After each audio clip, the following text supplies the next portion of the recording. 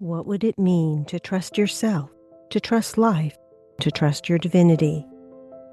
What we know is that trauma creates a brain dysfunction that doesn't allow us to access our greatest human divine gifts. How integrated are you in your heart, your brain, your body? Our bodies are the perfect vehicles for our healing and transformation, and that ability to regulate our heart-brain-body connection. The real healing, the real change, the particular evolution that we're all seeking, that service to humanity, begins at home, inside yourself. Access, intuition, inner wisdom, creative problem solving, a sense of connectedness. Is it possible that we have gone too far out where that service may actually be codependent rather than the true synergistic way that we are here to connect? Welcome. You have entered the realm of 1111 Talk Radio. Your host is Simran. It's time to discover your own language with the universe. Empower yourself, broaden your mind, open your heart, and discover who you are. Now, here's your host, Simran. We all are where we are, and for some, that feels like the journey of service. That feels like the way to be in the world. And I want you to ponder, is that really distraction? My own deep dive into myself and into stillness over a lengthy period of time introduced me to many layers of grief, sadness, even the subtleties of rage and joy, the subtleties of jealousy and bliss, all of the different parts and pieces of us that reside inside. What I discovered is that there is a way to love the world as it is, to see it, to hold it, to truly listen to it. It is in our listening, in our presence, actual healing happens. From time to time, I come across another person in the world that feels so resonant. We've walked the same walk, where the ideas feel as if they create a bridge between two hearts and minds, and where there is a seeing that takes place from deep within the soul and within my being. This is a process, a practice, an integration that is necessary. What if the radical solution for these radical times is all about expanding our own heart coherence so that one by one we can create a resonance field so powerful that a critical mass of other people will also be transformed? Perhaps then, in the spirit of cooperation and harmony, we can generate radically creative solutions that can lift us and our world out of the destructive dramas currently being played out in so many ways. The grace process is a psycho-spiritual, somatic-based formula for resetting your physiology and optimizing your heart-brain-body connection for healing and transformation. This is from the book Embodying Grace, Trusting Yourself, Your Life, and Your Divinity by Dr. Leyden, who is an evolutionary leader, trauma healing expert, and visionary mentor known for holding sacred space in some of the most traumatized regions of the world. From Rwandan genocide survivors to Sandy Hook school shooting families, she is the creator of the Embodying Grace HeartMap and the Mastering Therapeutic Presence Certification Program. Lori is a member of the Evolutionary Leaders Circle and recipient of the ACEP Award for Outstanding Contribution to the Field of Energy Psychology. Welcome, Lori, to 1111 Talk Radio. Oh, Simran, honestly, I have grace bumps. I'm deeply honored to be part of this, especially the way that you create a resonance field for whatever is needed to arise in the moment. When we can find that moment where the blending, the line between us is no longer discernible, that we really have touched that space of oneness, that we really have understood and seen one another, not from the mind or the eyes only, but truly from that heart, that body that is beyond all of us. That's a sense that I get from your entire book and the work that you steward other individuals by. The statement that you have right at the beginning of the book, the time for spiritual practice is over. explain what that means? A lot of people are caught up in a loop, almost a psychosis of spiritual practice or healing that can be as traumatizing or as limiting as some of the scenarios that got them there. Yes, yes, yes. Thank you for that. And people are quite shocked when I say it's time to stop your spiritual practices because they're like, but I'm doing my yoga and my gratitude journal and I'm doing Tai Chi and I'm reciting prayers and I'm doing these beautiful rituals. But here's my thing. If you do all that stuff and you get up from the yoga mat and you kick the cat or have an argument with your partner, you're not embodying those spiritual practices. This can all be traced back to our physiology and how trauma dysregulates our physiology. Clarify that for anyone that might be triggered in this moment or not quite fully understand. You're speaking about the foundational knowing and integration of those very practices beyond them simply being things that we do to perhaps convince ourselves of our goodness or our spirituality, or even to bypass or escape certain aspects of ourselves. Beautiful. Thank you for that. I do talk a lot about spiritual bypass because I talk about the law of attraction as another religious wounding in the way that it is being taught. And we have a lot of religious woundings around our deservability and our connection and our ability to connect with the divine. Thank you, everyone, for being willing to be in those practices. I'm inviting us all to go just a little bit deeper, that these are not simply perfunctory tasks, but we must bring our consciousness and our heart to them. What we know now that has really only been just coming to the fore is that trauma creates a brain dysfunction that doesn't allow us to access our greatest human divine gifts. You will know that your spiritual practices are working when your physiology allows you to feel a sense of inner safety and a sense of inner peace, because that's where we become available for the transformation. Current therapies and tools have not often been able to address this physiological dysregulation as effectively as we need it to happen. I believe we are heart-wired for divinity, meaning that our bodies are the perfect vehicles for our healing and transformation, and that this ability to regulate our heart-brain-body connection literally allows us to access that divinity, which is our intuition, inner wisdom, creative problem solving, a sense of connectedness, a sense of transcendence, a sense of the awe and wonder about what is possible when we are in heart coherence. These questions have quite complex answers, and at the same time, it can be very simple. In that simplicity, we create a lot of complexity. Throughout your book, you share very intimately and vulnerably your own story, but also how often you would go into stillness and pausing to deeply understand life, the soul, the body, all that I had possibly missed from that idea of being the light, or even from the aspect of creating my reality. Because it came to the point of saying, okay, if I created this, I've missed something. I've missed something profound. Can I be as devoted to the darkness as I've been to the light? Because it must have a gift inside of it. And the gift really was the body. Every sensation, every thought, every emotion, every subtlety that I did not know was buried inside of it. And you have a process that allows people to rhythmically do that. Share about the importance of the silence, specifically in the beginning, when there is the trauma, the pain, noise, mental static, and the discipline required to be there with that.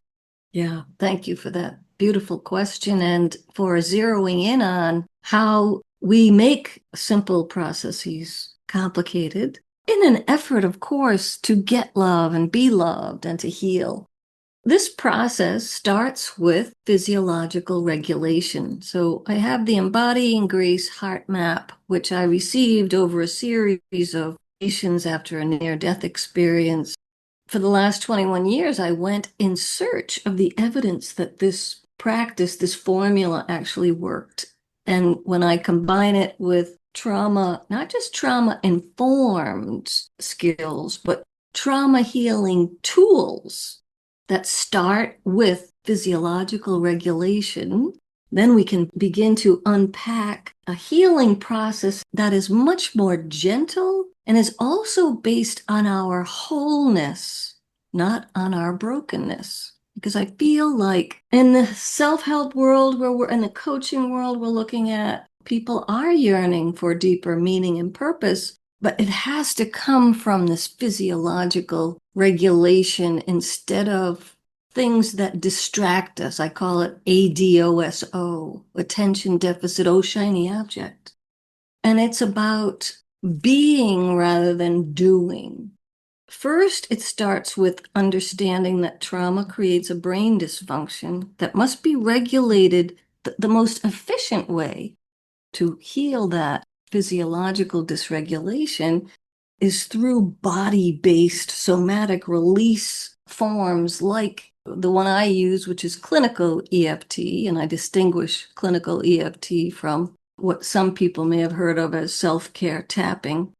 Once we physiologically regulate our heart-brain-body connection, we are in a space of availability for connection and transformation. So the work begins with taking the suffering out of the trauma response. And when I say taking the suffering out, you know that phrase, pain is inevitable, suffering is optional. We can experience great emotional, physical, and spiritual pain, but it is the story that we tell ourselves about that pain that creates suffering. So the work that I do with people is to hold and teach and hold space for them to physiologically regulate so that they have access to their own divinity, so they can recognize where in the process of these 5 stages of embodied grace am I in separation from the divine? Am I in stirring, meaning am I ruminating about everything that's happening? How easy is it for me to surrender and find stillness? Well, the hardest part is getting ourselves out of separation and stirring.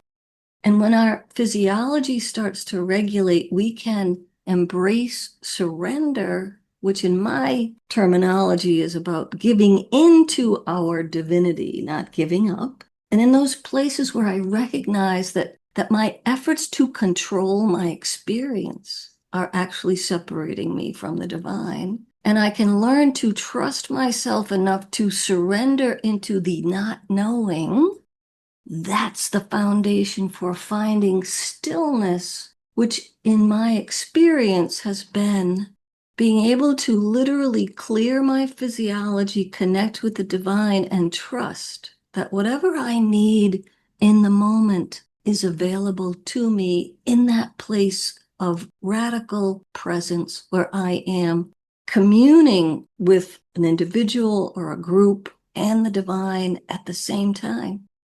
What sends us out into those places of distraction have been those deeply buried energies from childhood into our physiology that are often not even ours. They are the things that have been soaked up and then compounded with life's happenings. And so the distractions come from not trusting ourselves, not trusting life, not even trusting divinity to a certain degree.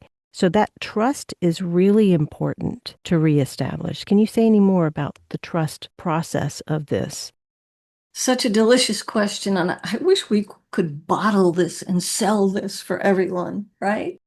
In that place, to me, healing is an upward spiral. And we deal with our traumas at a low level, and then as we evolve and grow, we deal with them at another level and another level. And Some of us think, oh gosh, haven't I already dealt with my mother and father or whatever? Or haven't I already dealt with the transgenerational trauma? But because we're in an upward spiral on this healing journey, there's always more to know and to learn. And because I've been through many decades of that upward spiral, I have come to trust this process deeply.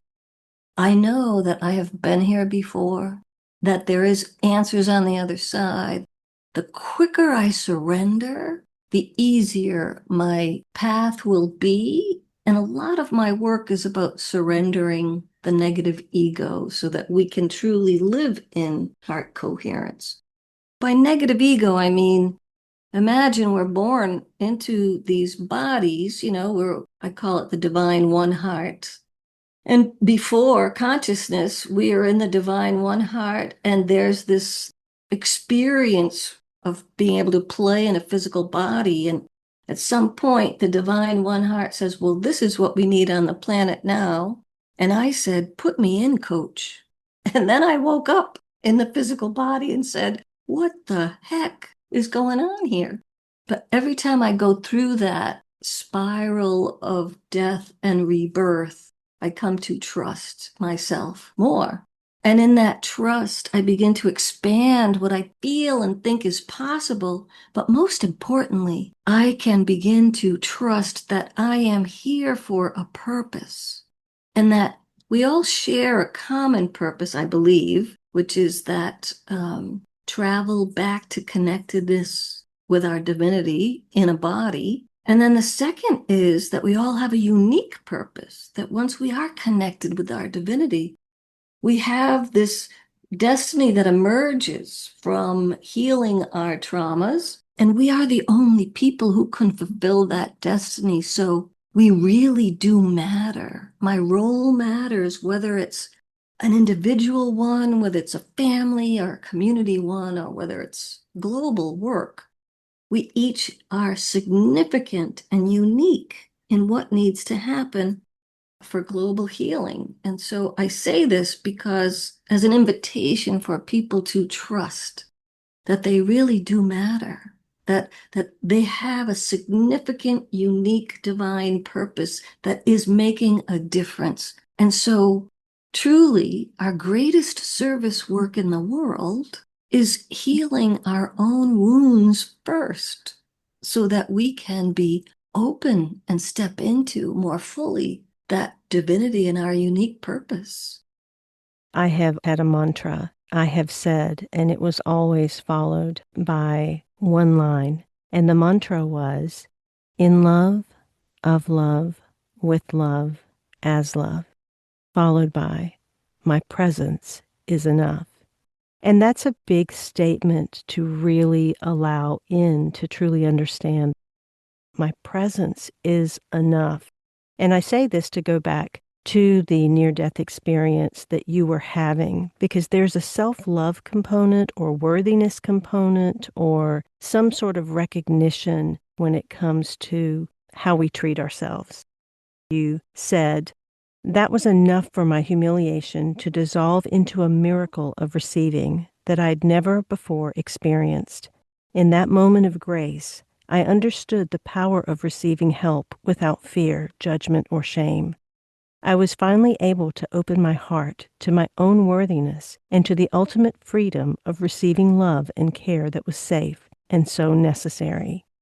We resist receiving, Lori. So often we wait till the biggest breakdown, trauma, crisis, pain to show up in our lives. Oftentimes shame is at the very base of that place to let our defenses down to receive. Speak to the self-love, worthiness, receiving aspect. We must gently start allowing for ourselves in that recognition of divinity. Here I was in my 40s going through a traumatic process, beginning to understand how I blocked receiving in my life. I had a soul myth, or my ego story was, love isn't safe, dreams don't come true, I'll never have the resources I need to fulfill my destiny because I'm incredibly flawed and unworthy and undeserving.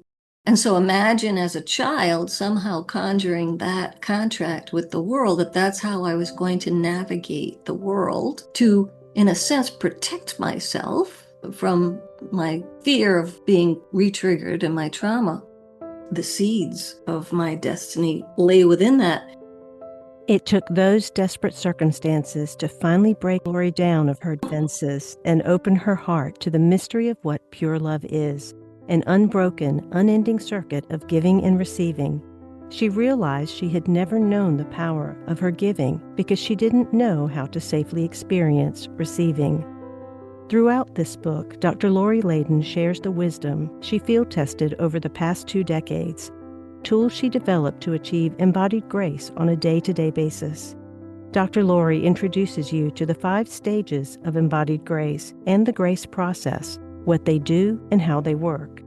She explores the power of your heart-brain-body connection and presents a straightforward formula to accelerate your journey and provide a detailed guide for getting started. Embodying Grace, trusting yourself, your life, and your divinity. Some events that are coming up as well. Mastering Therapeutic Presence Cohort 4. In January, you can go to her website. Mastering Therapeutic Presence free ebook. Lori's award-winning documentary, When I Was Young, I Said I Would Be Happy, for free. Go to drlorileyden.com. That link is in the bio description below. Join my Substack. My publication is Beyond the Illusion, and you can find it at iamsimran1111.substack.com. That link is in the bio description. You'll actually receive all of the 1111 magazine issues on audio as part of that, in addition to the weekly prompt, inquiry, contemplation, and meditation that I provide to all of the subscribers on the annual membership. That link is in the bio description. We'll be right back after these messages.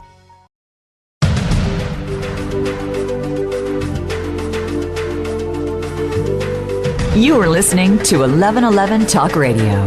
SIMRAN is an award-winning author, publisher of 1111 Magazine, powerful speaker of wisdom, and a life mentor. Find out more at iamsimran.com. Now, back to 1111 Talk Radio. I really enjoy working individually with people.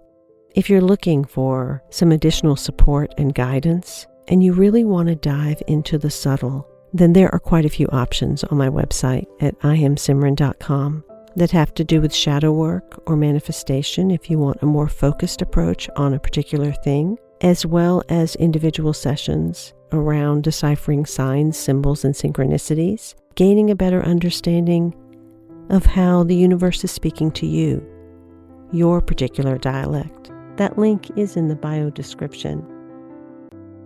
The 5 stages of embodied grace, composed of separation, stirring, surrender, stillness, and synergy. Get your copy of Embodying Grace, Trusting Yourself, Your Life, and Your Divinity. drlorileyden.com. It's breaking out of that running away from ourselves to get still enough to listen to the divine. After my near-death experience, I received this message: everything in life is a choice, including taking the next breath. And I thought to myself, I can't just not take the next breath. But that's what I did, in fact. I was above my body. I'd been in the hospital for a month. I'd had 4 80-year-old roommates who checked in and checked out. And at 3 o'clock in the morning, as I'm having this thought of not taking the next breath because I was in such terrible pain, my 80-year-old roommate from the other side of the curtain says, "Dear God, please help my roommate. She's really, really sick." And I thought to myself, I'm not in pain because I'm not breathing anymore. And I didn't think my life would end this way, but I've had a good life. I've helped people, and okay, I'm ready to go. When my hospital roommate said this out loud, I just remember thinking, well, the divine isn't done with me yet. And I laughed. And in taking a laugh, I choked in the oxygen and came back into my body, which I came back to that pain in the body. But hours later, this nurse came on the ward and she said, "I've been out for a month. I didn't realize it was you. we're going to do everything we can to get you healthy and get you out of here. I recognized her as my very first psychotherapy client. Now, Simran, you know you don't tell people they're your first psychotherapy client. But she said, I remember what you did for me and I'm going to help you now. Into the bathroom and peeled the Johnny off my body. I had not been washed. There was a lot of things happening after being in the hospital for a month. And I remember looking down at her. I'm naked. I'm looking at my first client. And I've just had this near-death experience. And this other booming voice comes in because I thought I was going to die of shame in that moment. And this other booming voice comes in and says, if there was ever a time to receive, this would be it. And I have spent the last 2 decades exploring the safety of that because I'm safe now, not like when I was a child, where receiving love could be abusive or result in really negative consequences. But when we remember that we really are divine, that we really are loved, when I opened myself up to the notion that love was safe, because I could choose as an adult who was safe, the shame drops away when we realize everything we've ever done has been in an effort to give love and get love and be loved. There appears to be a giver and there appears to be a receiver, but in that sweet spot in the middle, there's only love and we are all transformed. And so that healing becomes this interconnectedness. So many individuals make up, if I feel the shame, I will just die. If I feel the grief, there's no way I could live through it. If I go back to that memory or think about these things, there's no way I could survive. We avoid our pain, and that tends to be one of the biggest stumbling blocks. You know, in these 5 stages, if there's something we want to heal, we're spending a lot of time in separation and stirring, which is creating this rumination in our bodies and this fear that I am not safe in my body. So with this Embodying Grace HeartMap, we work on that inner safety first so that you know that this is more about healing from your wholeness versus your brokenness. And unfortunately, I feel like the waves of transformation and healing now are limited because we're coming from this brokenness in which people are learning that if you have a problem, you better jump back in the hole with what's broken about you instead of appreciating and understanding. This is an invitation to show and recognize that you're just in separation from the divine at the moment, and that those core issues, those decisions you've made about your very worth and being, like I'm unlovable, I'm undeserving, if you can be held in a safe container with somatic release tools that help you re-regulate your physiology and connect to your heart, then you can literally face whatever it is that's wanting to come up for healing. Often, what's wanting to come up are those wounded child parts of us who are still alive in our physiology because they haven't been healed yet, and they're just coming up for healing. So it's not the whole of us that is experiencing this anxiety or whatever it is. It's just if we can remember that, oh, it's my 12-year-old part who was given too much responsibility, who was sexually abused. It's the 6-year-old who felt such great fear. And so when I can relate it to those wounded parts of myself and remember, it's just a wounded child part of myself. It's not the whole of me. And then using clinical EFT and the Embodying Grace HeartMap, we gently move into spaces of holding people so they can safely explore what is underneath the fear.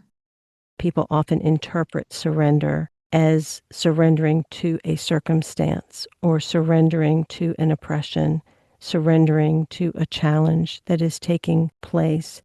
My own deep dive led me to realize that it is the surrender of the small self, the false self, the identity, the story And that surrendering is actually the letting go, the ego death of those, surrendering into the divine, surrendering into a more than this. Share about whether we are letting go of these pieces and parts of ourselves. Are we absorbing them? Are we allowing them to exist simultaneously, but putting more focus on the divine aspect of ourselves?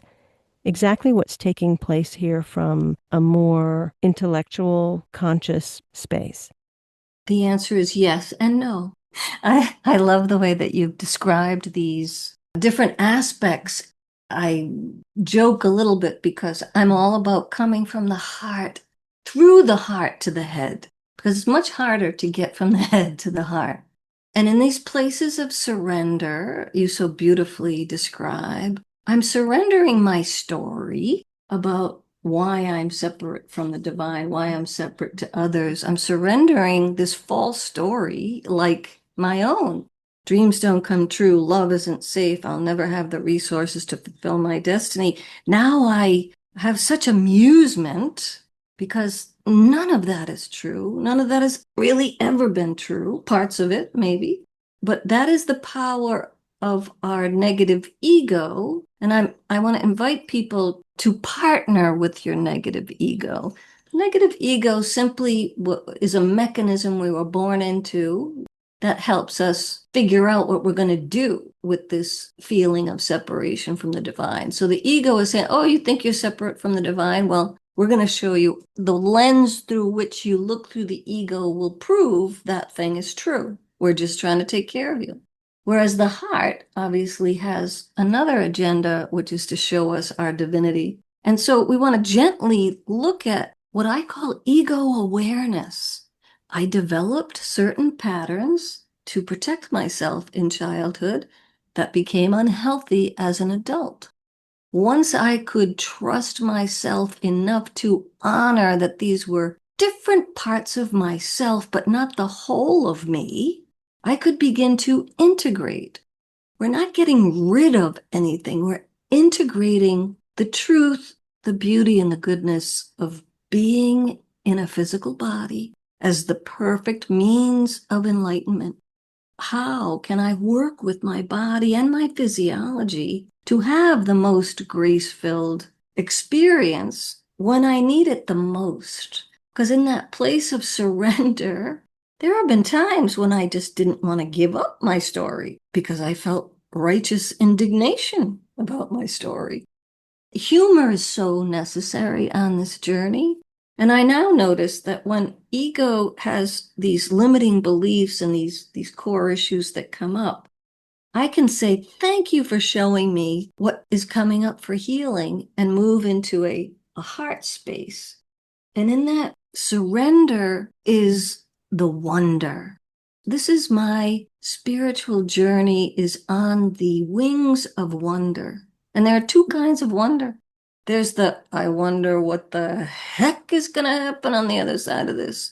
Or there's the, I wonder what miracles and what support I am receiving from the divine in this moment. If I meet the divine in the field of the divine, where I have released my judgments and open to forgiveness, so that I can create from a place of divine connection and wholeness.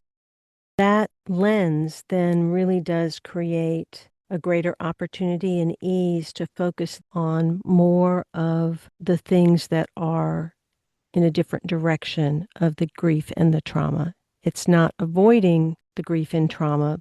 It's not the bypassing of that. It's finally an acceptance or an awareness of that now we can start to pivot. Absolutely.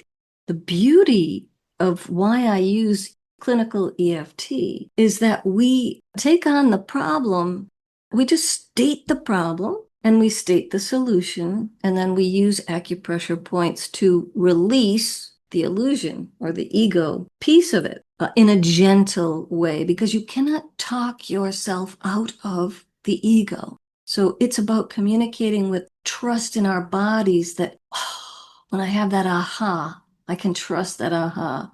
The more often I move into surrender and stillness, the more that energy is more powerful than the energy between separation and stirring. And so I begin to trust it more. Would you rather deal with your issues from gratitude, love, joy, and wonder? Or do you want to hang out in the dark night of the soul and wait for the process to unfold once we become too exhausted with our stories? We have the choice of which path to take. Whichever choice you make, you end up at the same place in the end. One is a long detour, a scenic route through the marshes, and the other one is more of a straight shot on a lighted path. Our world is noisy. There's a lot of talking, wanting to fill the space, state opinions, judgments, try to fix, try to change, try to heal. What we see in front of us, oftentimes out of our own discomfort of being with it within ourselves. The story you tell of going to Rwanda and meeting this woman eye to eye is such a powerful, beautiful story. It brought me to tears. I'd love for you to share that here so that individuals can get a taste of what it really means to be present and how that is truly healing. Yes, thank you. When I was invited to go to Rwanda to teach my trauma healing skills and share them, I had my degrees, I have my books, I've got my tools. But when I got really quiet and I asked how was I to prepare, the answer was, you must sit with all of these people that you will be dealing with in your imagination and see how present you can be. Can you sit with a man who had murdered 100 people? Can you sit with a woman who was widowed and had her entire family slaughtered in front of her and is now living with the ravages of AIDS? Could I sit with orphan head of households who I had a similar experience to when I was young? That's the work that I did to prepare myself. And that was the work that really changed everything.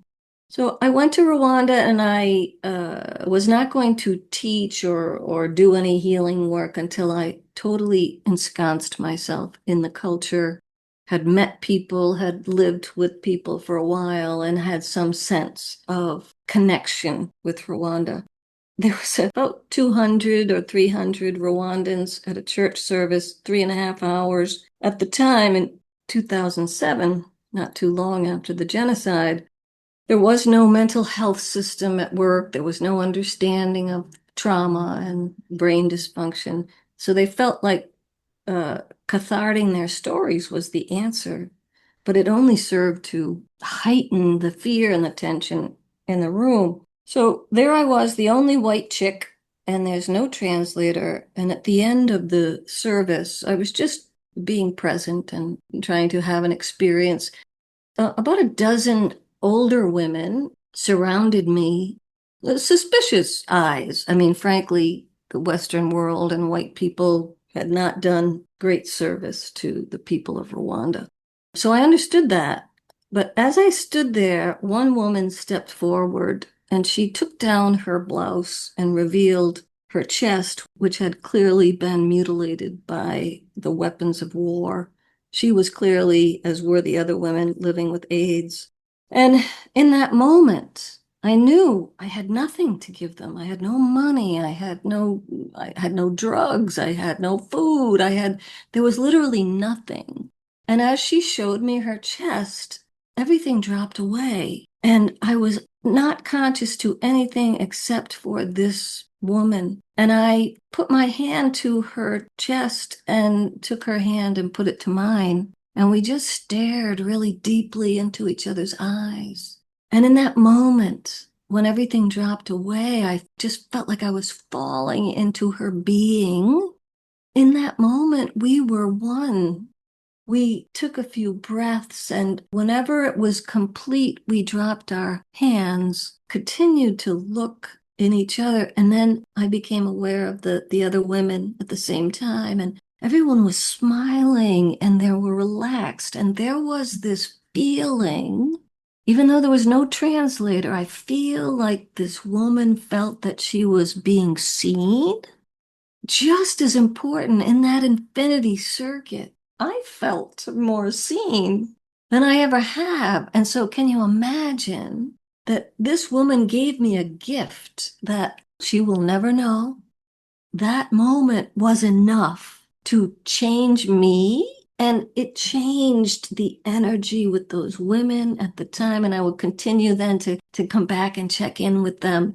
It just proved that, yes, they need everything, but my presence was enough. And her presence was enough. So that allowed me to change my soul myth. It allowed me to let go of the stories because I felt in that moment then what we are seen and we are loved. That is the transformation. I shared at the beginning of this segment the 5 stages of embodied grace and how that's a heart map for individuals to go through and do their own work. And when I read that segment in your book, what it felt like was this is a deeper spiral of that experience now where two become one, where there was separation, where there was stirring or story, where there was the surrender of that into the stillness of one another that created the synergy of the entire room. And so it just felt like a deepening beyond the individual work of the embodied grace heart map process into being that in the world. Yes. We talked about the simplicity of that, and yet the complexity, because those stories are what separate us from the transformation. So once I trusted myself more, I trusted them more, they trusted me. It was miraculous to see that they could trust my presence. And so then together we can begin to synergize into the healing. And those 5 stages to me are the guidepost of, yes, here's where I am. And yes, these are the characteristics of where I want to be. And so it's so easy to go back and just look, what am I experiencing in this moment? And does that allow me into my connectedness? And then looking at surrender and stillness characteristics. Ooh, doesn't that feel more juicy? And that then builds more trust, because the more I surrender, the more I transform, and it becomes safer. That truly, when I am in communion with the divine and communion with others in a divine sacred space, we really can transform the world. We really can come up with the solutions. But as you said, it's about taking the complications out of it, taking the stories out of it. What is our new story? I have a presence mantra that I use, and I do want to borrow the beautiful signature that you use, that you just expressed, and that you use on your emails. My presence mantra is, I breathe, I remember, I surrender, I return to presence. That's beautiful. Our world is filled with lots of ideas and lots of people that are collaborating. And there is an idea that the collaboration and many of the conversations are conscious and that they're really collaborative. But from my own witnessing of the world, the majority of us are really unconscious, and most of the time, because we're not present to what's coursing through our physiology, and we're not realizing how we're acting from that. Oftentimes, that physiology forms collaborations or forms ideas of things that we want to do from that place, which then becomes sticky. You have a line in the book that I love, which is that we are to move from thought leadership to heart leadership. That means that we have to get to a place of radical truth-telling, and especially in the personal growth world and the spiritual world, to really tell the truth to ourselves of where we're being unconscious, where we are stating collaboration, but really need to shift into more of what you express as synergy by doing the work within that needs to be done. Will you talk a little bit about thought leadership to heart leadership and any of the shadow work around collaboration that needs to take place at this time? This heart map is all about moving from what I call transactional partnership and synergy to collaborative. we're both involved with a number of groups who are seeking synergistic partnerships, and we're evolving in that. But if we come to those partnerships still in separation and stirring, then we're coming in wanting and having an agenda that may go beyond or not even touch into the group synergy we're trying to create. So question number one is, why do you commit to certain groups? Are you looking to get something out of it, or are you looking for a more collaborative infinity circuit situation? Are you looking to be recognized to feed your ego or your heart? And certainly this is why we have to look at our own stories and woundedness and choose to commit to healing that first. There is a wholeness beyond all of this. And if we can also find a little bit of humor about recognizing our patterns and behaviors when we're in stirring and being able to have like a humorous effect. And when we come together, there's this group that we're working with, Millions Meditating, and we want to create stillness on the International United Nations Day of Meditation. And I was so deeply moved by how this group came together, a small group, to promote this Millions Meditating on December 21st. We started with the breath. We started with balancing ourselves so we could get into surrender and stillness. In the space of this particular group, there was total acceptance. Everyone was present, and there was the absence of a personal agenda. From this place, we created a sense of trust that has allowed us to build this event. And there's a sense of inner trust about allowing what wants to emerge in the uncertainty. When I go to Rwanda and Sandy Hook and Parkland, I don't come in with any preconceived agenda except what my skills are. And I am in wonder of the partnership with the people on the ground.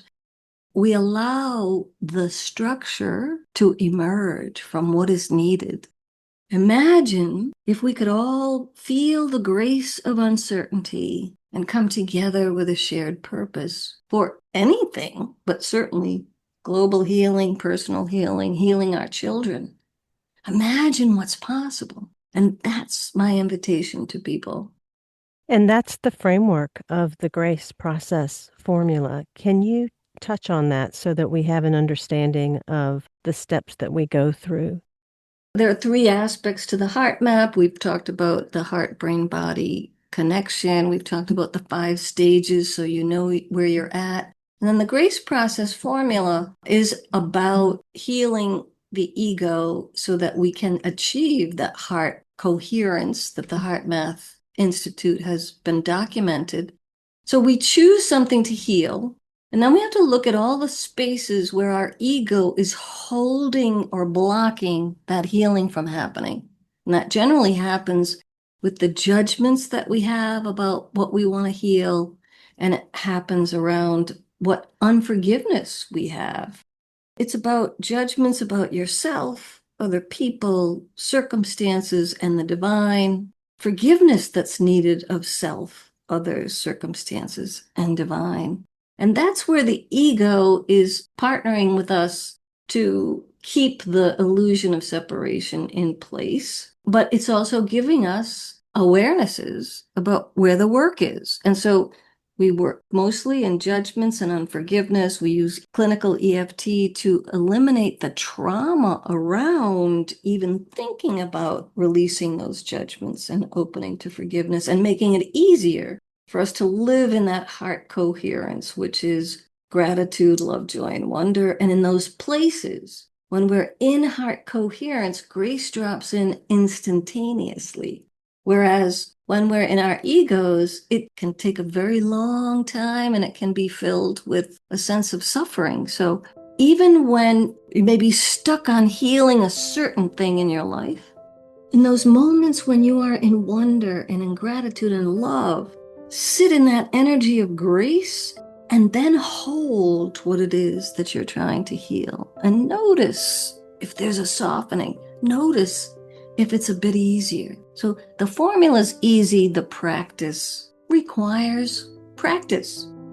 Thank you, Lori, for being on 1111 Talk Radio and bringing your profound presence and grace. Grace is a transcendent experience of remembering your oneness with all that is. That sense of oneness or connectedness can be with yourself, other people, nature, and the divine one heart. When we are in states of grace, we are aware of the divine truth, goodness, and beauty in whatever we are experiencing. We experience grace when we are at one with our divinity. In states of grace, our ego and sense of separation dissolve into a resonance of harmony and peace with the divine one heart. This is from Dr. Lori Leyden's book, Embodying Grace, Trusting Yourself, Your Life, and Your Divinity.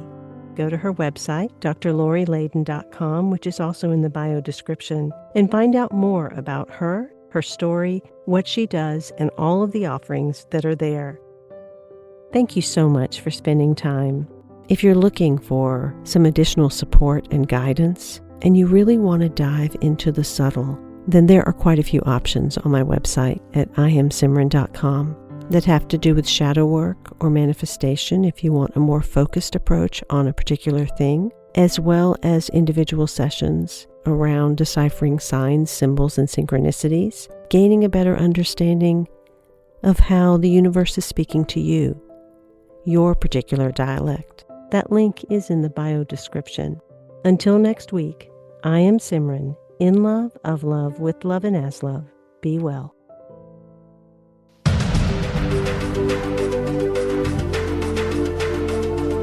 Thank you for opening your mind to a new reality, your heart to greater compassion, and your experience of aliveness with 1111 Talk Radio. Join host Simran next Tuesday at 8 a.m. Pacific, 11 a.m. Eastern Time to step through the gateway of conscious living. You are not on the journey. You are the journey.